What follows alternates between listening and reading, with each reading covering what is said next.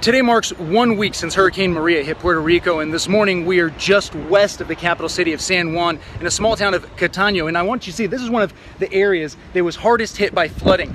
Most of the water is dried. There's still some on the main roads here, but when you get off the main roads to some of these side areas, this is where you see the flooding that remains 1 week later. This water, the smell of sewage is just pungent. This is what folks here are walking through in and out of their homes every day. You look here, you can see some of the damage from the winds of Maria.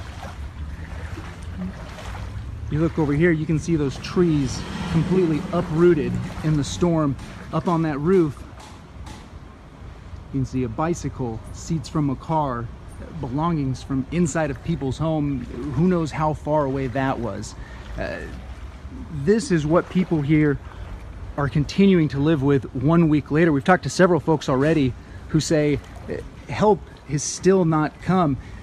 Down the road, they said yesterday some folks from FEMA did come by doing damage assessments, but back in these areas that are still flooded, they haven't been here yet. They say they are desperate for help. They need this. They say we can't live like this much longer.